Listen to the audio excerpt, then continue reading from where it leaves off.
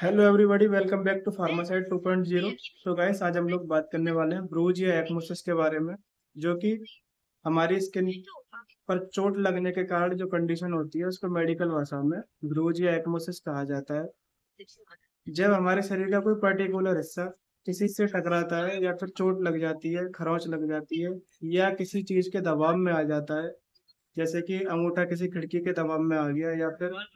कोई भारी भरकम वस्तु किसी हिस्से पर जैसे कि अंगूठे पर या फिर उंगली पर गिर जाती है, तो उसमें ब्लड बाहर नहीं आता है, लेकिन अंदरूनी चोट लग जाती है, जिसकी वजह से वो पर्टिकुलर हिस्सा नीला पड़ जाता है, बैंगनी पड़ जाता है, या फिर लाल पड़ जाता है। तो इसी कंडीशन को ब्रूज या एक्मोसिस कहा जाता है। इसमें होता क्या है, जब किसी चीज से चोट लगती है हाथ पर, तो जो पर्टिकुलर हिस्सा होता है, इसमें हमारी स्किन में बहुत सारी छोटी छोटी खून की सप्लाई करने वाली नसें होती हैं, जो कि अंदर ही अंदर फट जाती हैं। और जब वो ब्लड बाहर नहीं निकल पाता है, तो वो अंदर इकट्ठा होकर, जब ताजा चोट लगती है तो वो जो ब्लड निकलता है, तब वो हिस्सा लाल पड़ जाता है, लेकिन धीरे धीरे आप देखोगे तो वो थोड़ा बैंगनी हो जाता है और उसके बाद में काला पड़ जाता है, क्योंकि जो हमारा ब्लड निकलता है जब फ्रेश निकलता है तो वो लाल होता है, और थोड़ा ज्यादा पुराना हो जाता है, जैसे 12 घंटे 24 घंटे बाद में वो थोड़ा बैंगनी हो जाता है, और 1-2 दिन बाद या 3 दिन बाद में वो हिस्सा काला पड़ जाता है, क्योंकि वो खून भी काला पड़ जाता है। तो ये इसी वजह से होता है, जब फ्रेश ब्लड निकलता है तो लाल होता है, और थोड़ा पुराना हो जाता है तो बैंगनी, और ज्यादा पुराना हो जाता है तो वो हिस्सा काला पड़ जाता है। इसी कंडीशन को ब्रूज और एक्मोसिस कहा जाता है, क्योंकि जब चोट में जब हिस्सा कट जाता है, फट जाता है, तो ब्लड बाहर निकल जाता है, और जब कोई अंदरूनी चोट लगती है तो वो ब्लड बाहर नहीं निकल पाता है, तो वो अंदर ही अंदर इकट्ठा होकर ऐसे निशान छोड़ जाता है। ये निशान कहीं पर भी लग सकते हैं, आंख पर, नाक पर, कान पर,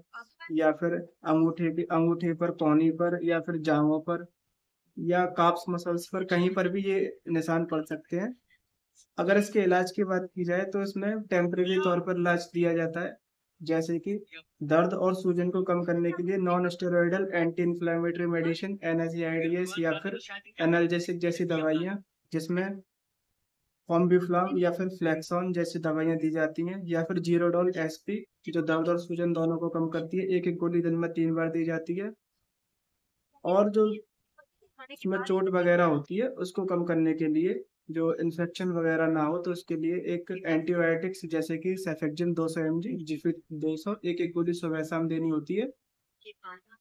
और जो एनाल्जेसिक मेडिसिन हम प्रेस्क्राइब करते हैं, पेन किलर्स वगैरह देते हैं, उसकी वजह से गैस्ट्रिक डिस्कम्फर्ट ना हो, तो उसके लिए ओमिप्राजोल का कैप्सूल, एक एक कैप्सूल सुबह शाम खाली पेट या फिर खाना खाने के बाद में प्रेस्क्राइब किया जाता है।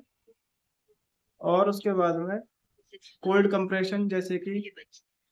बर्फ की सिकाई, एक साफ कपड़े में बर्फ का टुकड़ा लेकर उसकी सिकाई की जाती है 15 मिनट तक, दिन में 3 बार, जिससे उस स्थान की जो जलन होती है, जो टपकन टाइप का जो दर्द होता है, वो बिल्कुल ठीक हो जाता है। और जो स्किन पर सूजन वगैरह आती है, जो ये निशान वगैरह होते हैं, वो भी जल्दी रिकवर हो जाते हैं। तो ये सभी ट्रीटमेंट इसमें दिया जाता है। उसके बाद में रेस्ट बहुत ही ज़्यादा ज़रूरी होता है। ये दवाइयाँ तकरीबन 7 दिन प्रेस्क्राइब कराई जाती हैं। 7 दिन बाद में ये तकलीफ़ें बिल्कुल ठीक हो जाती हैं। वहीं अगर कुछ छोटी-मोटी चोट वगैरह आई हो, छोटे-मोटे ये एक्मेसिस या ब्रोच की कंडीशन हो, तो वो बगैर दवाइयों के भी 7 से 8 दिन या फिर 2 हफ्तों में अपने आप ही ठीक हो जाता है। वो निशान पर्टिकुलरली अपने आप धीरे-धीरे गायब हो जाता है, या तो वो स्किन हट जाती है, या फिर वो निशान वहीं से अपने आप गायब हो जाता है।